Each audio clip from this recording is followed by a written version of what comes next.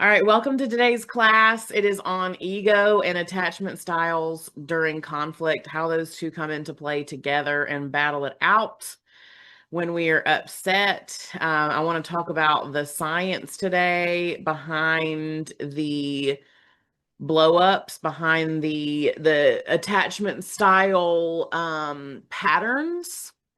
Um, and I want to talk about like why conflict feels so intense.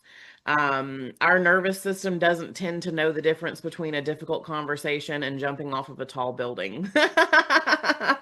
It's just as scared of either one. And this is not just about communication skills today, even though we will touch on that.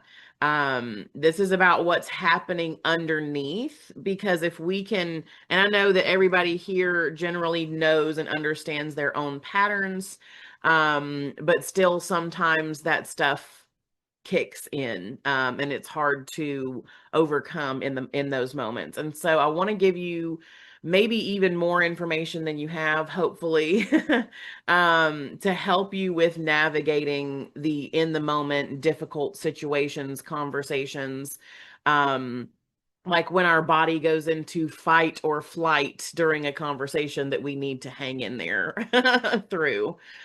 And please feel free to talk in the chat. I always love for this to be interactive, so feel free to pop in there. Let me move everything around so I can make sure I see everything.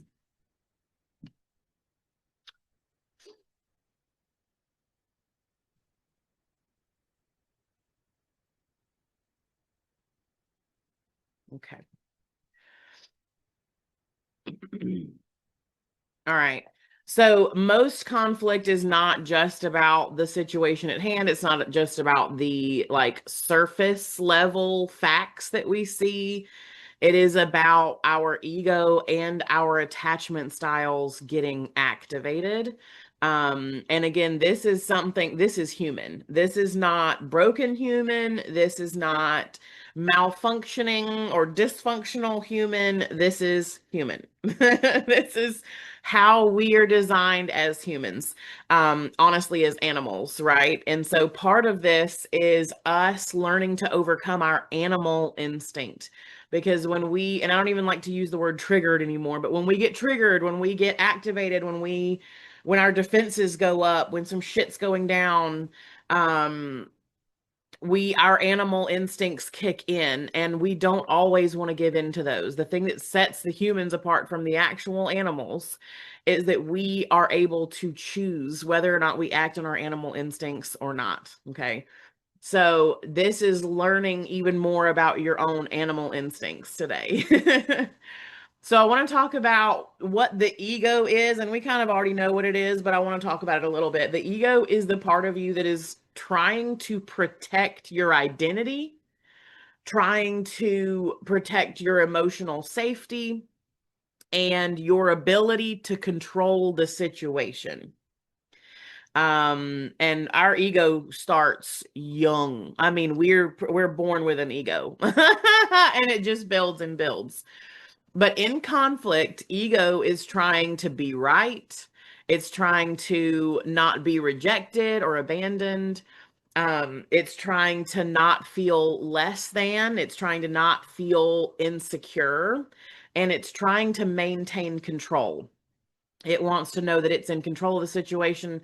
And when it feels in control of the situation, it feels safer. And that's why you have a lot of people that turn into control freaks. And I've been controlling in my life. You probably have too.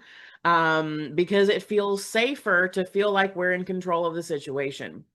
Um, and the key point of this here is your ego is not trying to ruin everything. It's trying to protect you, but sometimes it ruins everything trying to protect you because it's doing so in outdated animalistic ways. And so I want to talk about how we can kind of listen to what the ego wants, kind of like we listen to our bodies without obeying. We need to listen with intelligence, with discernment, and not always obey the ego and the body. Sometimes they need to be led. They're just information. It's just information. Okay, and so then I want to touch briefly on attachment styles, especially if you haven't watched my all my attachment style modules. There's a lot. So but for a brief overview, there are four different attachment styles. Secure is the goal. That is the secure attachment style is the goal of where we want to be. It's feeling secure within ourselves, within our relationships and life.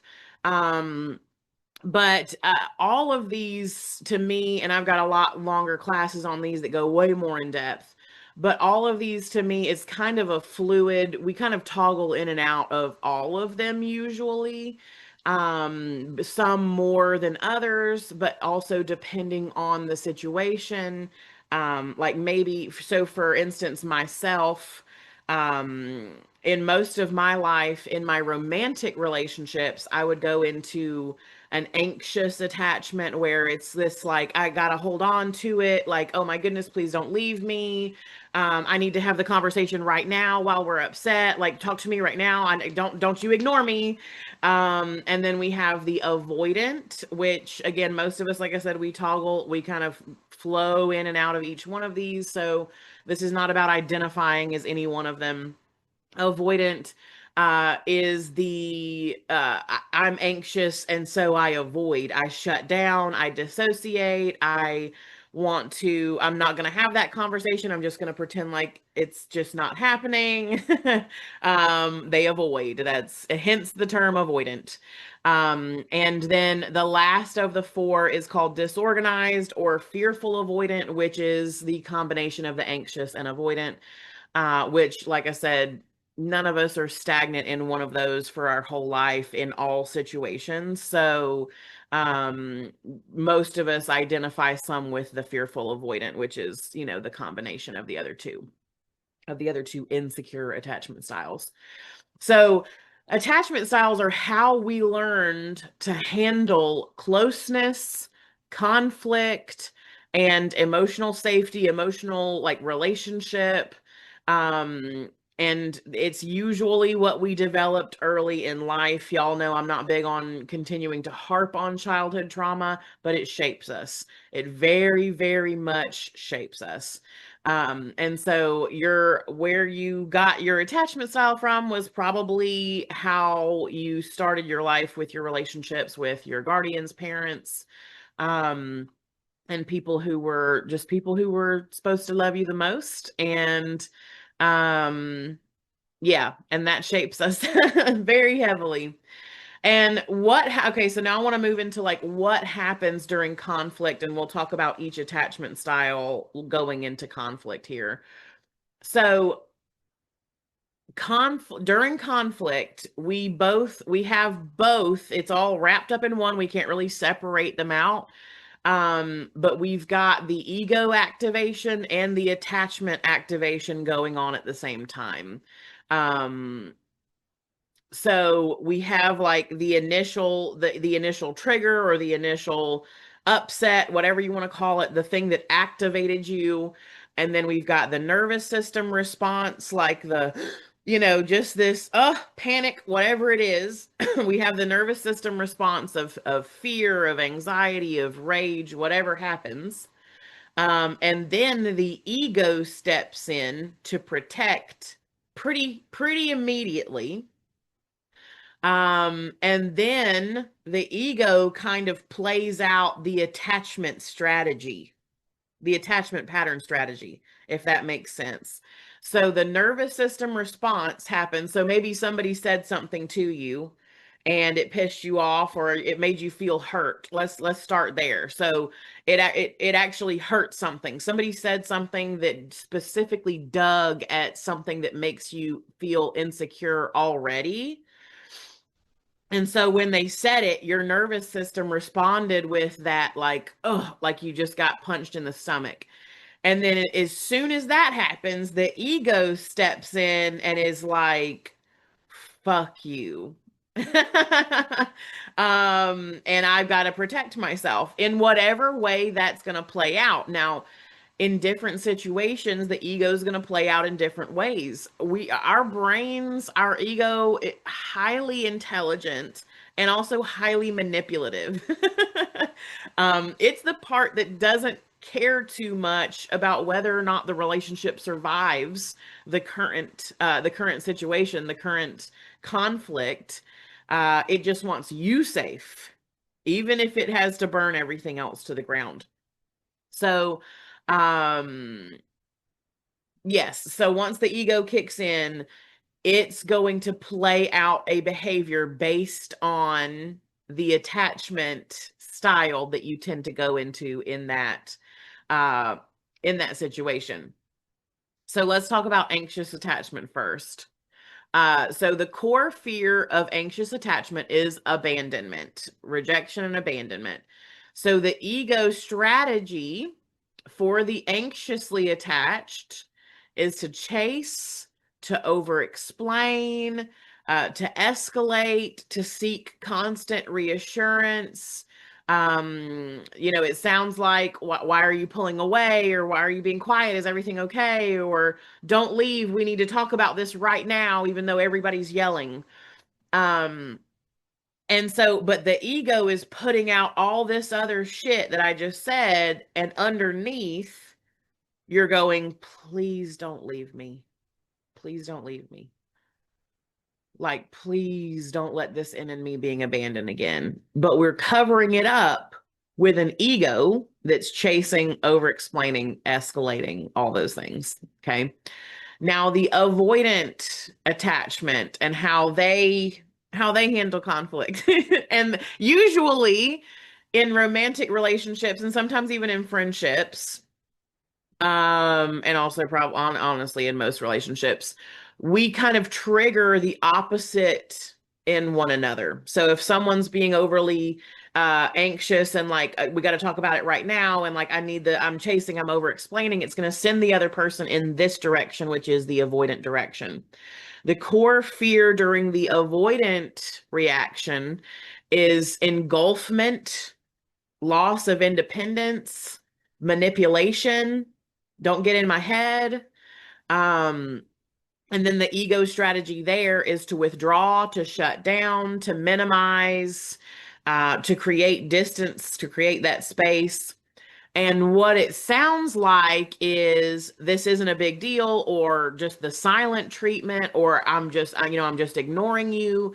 But underneath, what's going on is I don't feel heard, I don't feel safe to explain myself, I don't feel safe being this close to someone else. Um, Huge fear of intimacy. The avoidant and the anxious fear of intimacy looks very different. The anxious is afraid to get close and lose you. The avoidant is afraid to get close, period. They are very afraid of getting close. And like I said, sometimes both of these play out in the same human, left and right. Sometimes we toggle back and forth between the two.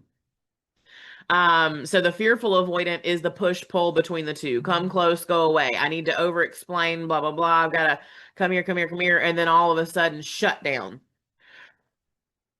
And so it'll kind of, the ego flips. And so if you have ever felt yourself toggle that switch off, because I know that I didn't have words for it before in my past, but I could feel myself. I felt like I would intentionally shut down. Like, to hell with the vulnerability I was just showing with my anxiety. Now I'm going straight into avoidant. So you can go fuck yourself. And that was me. And I love to flip back and forth. And so chase, withdraw, repeat is going to be that strategy.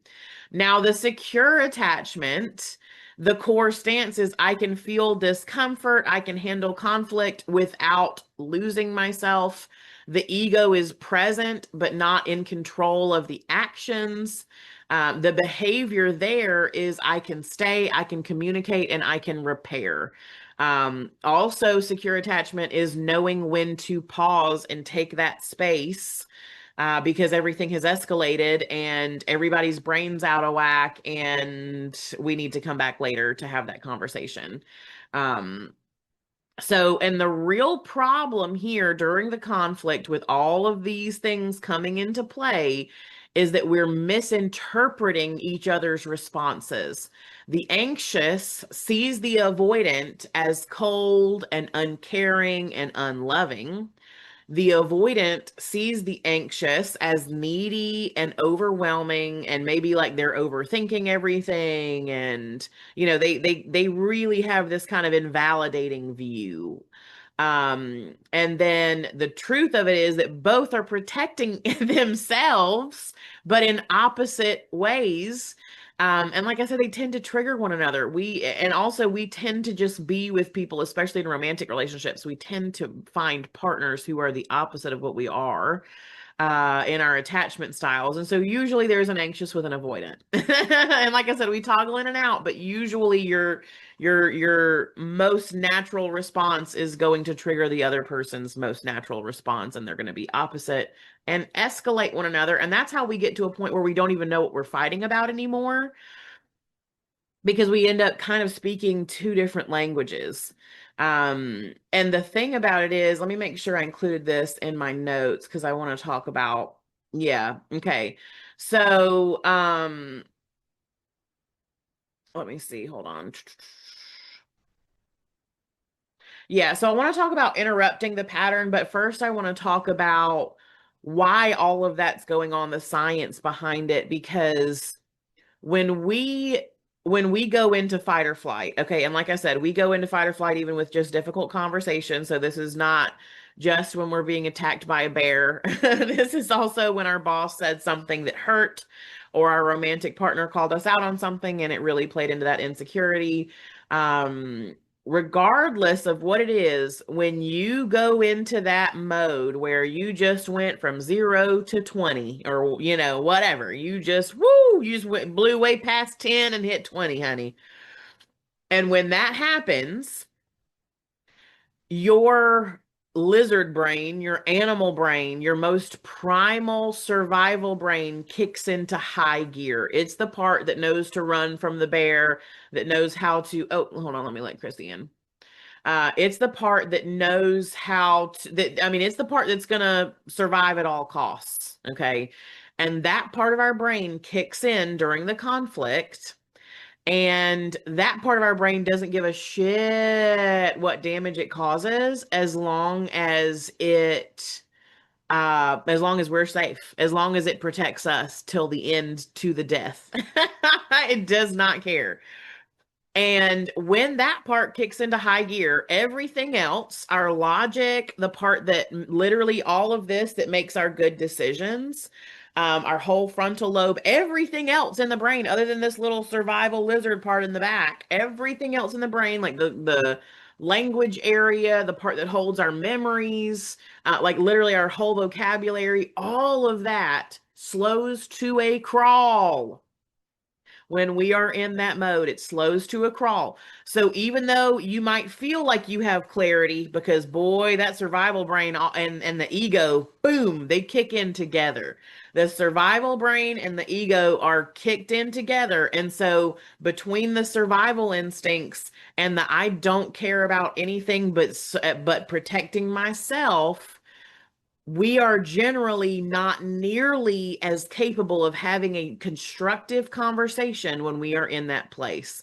And y'all know I'm all about self-trust and building trust within yourself. But sometimes what you need to trust is I'll have this conversation later when I've calmed down.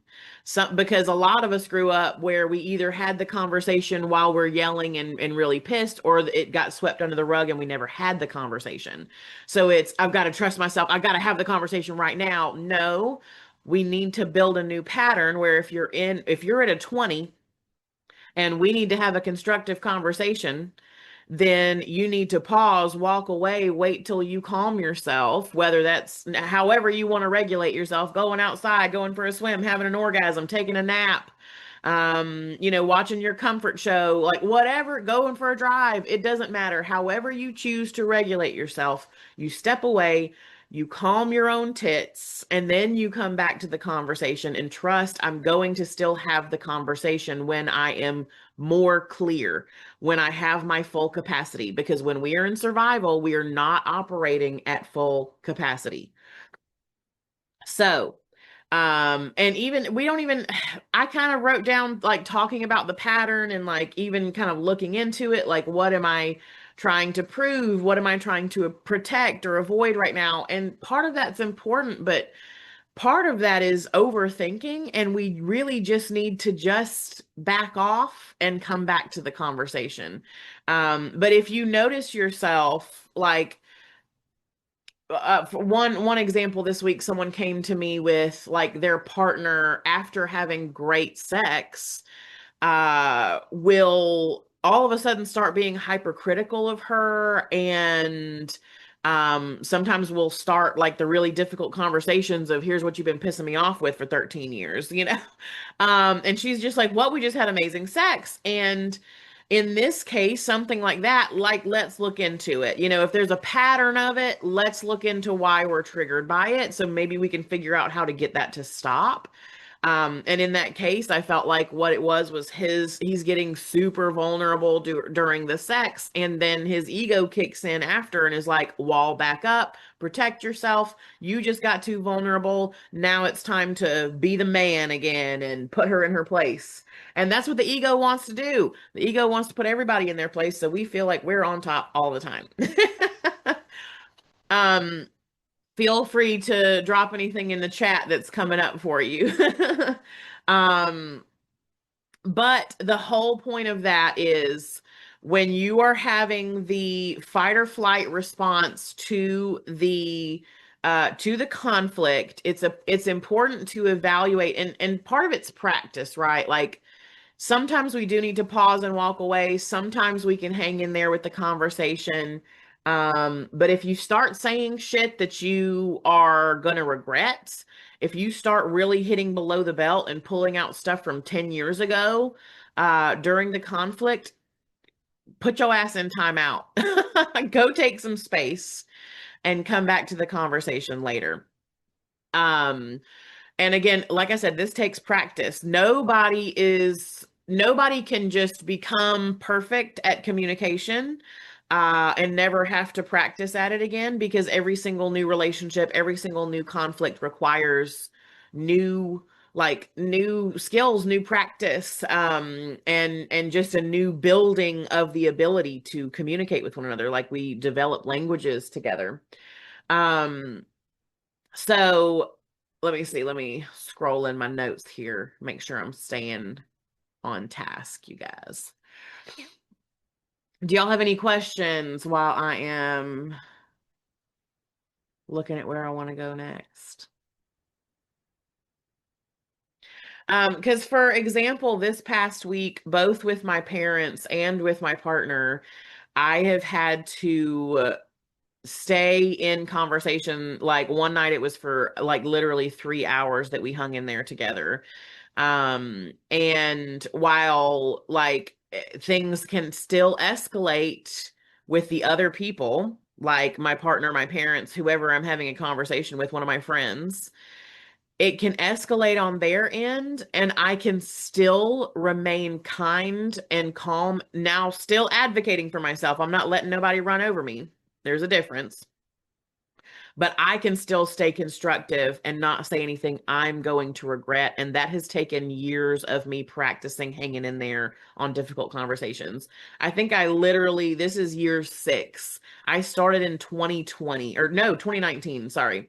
So this is year 7. So 2019 was when I really started with, I've got to start having these difficult conversations with my family, because we have covered up years and years and years of terrible shit that needs to be worked through and put in the past. And so it has taken years of me practicing staying with my nervous system, and and again trusting myself not to react from that triggered place, but to have the conversation later if necessary, and to hang in there if I can. It just depends on where I'm at, and kind of checking in with my nervous system on, do I stay or do I cool off? And I am now better than ever in my life at staying in during the conversations without becoming venomous. Like I can still advocate and stand my ground without becoming venomous, and hang in there with these difficult conversations. And that's what I want all of my people to be able to do, because so much happens when we're able to do that. Chrissy, as an example, this week or this past couple weeks ago, whenever that was, had a conversation with her boss that she really wanted to light into her boss. Her boss is kind of bitchy, yeah, on purpose a lot of the time. And Chrissy could have flown off the handle, but instead she regulated herself, had a difficult conversation, and got the new shift she wanted, that she had been wanting for a while. And that's just another example of what can come to pass when we have a regulated conversation versus very dysregulated and venomous conversation. Um, and like I said, that, and Chrissy, you need to definitely catch the replay on this, because we talked a lot about how the ego kicks in with the attachment style, and I think the ego actually dictates which attachment style we're going into at any time, depending on what it feels like is going to protect us more. So if it feels like avoidance is going to protect us more, it'll do that. If it feels like the clingy, like pestery, I've got to talk right now is safest, it will do that, depending on whatever is going to protect it the most. But what secure looks like in conflict is staying grounded while uncomfortable, keeping your like train of thought and like the overall goal of the conversation, because a lot of us tend to, in these conversations, we do drudge up stuff from the past. We will get kind of, we'll go off on a tangent that's irrelevant, and then we're arguing about something that has nothing to do with the situation at hand.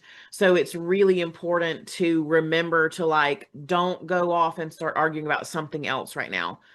That we're talking about this, and don't, one of the strategies of the ego is to start arguing about something else that you know you have a better ground on. And bring that into play, when really you just need to work through what's coming up here. And a lot of that means putting the fucking ego down. And it's uncomfortable. That like it looks like not needing to win. That's putting the ego down. Being willing to understand before being understood. That's putting the ego down, because the ego wants to be understood. It wants to be right. It wants to win. And again, it doesn't give a shit what it burns to the ground.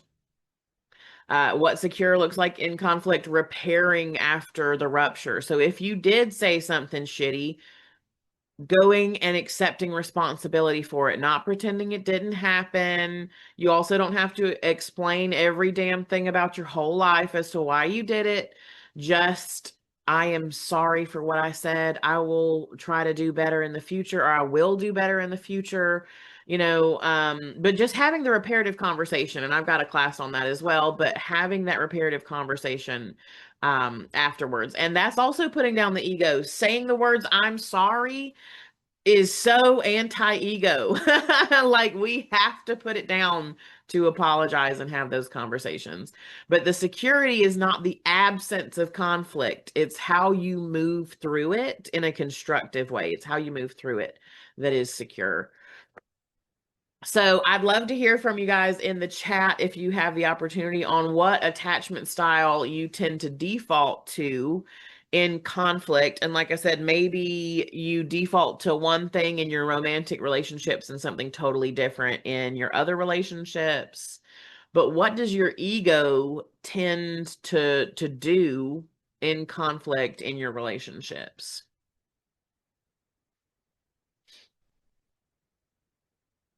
Because the more we're aware of this and the more we have actual practical in the moment tools, the more we can truly rewire this. Because my brain is so much more, um like, yes, my nervous system still gets heightened, my heart rate's going to go up a bit, I'll still have some fear come up, but my ability to hang in there with the difficult conversation and stay soft spoken and kind, um while advocating has just I never thought I would build this much skill at it. Like I didn't know it was possible um to be here where it feels more natural to be able to have those conversations and hang in there. Even when I'm crying, I don't have to leave because I'm crying. I can hang in there. Sometimes I'll tell my partner, like, it's okay that I'm crying.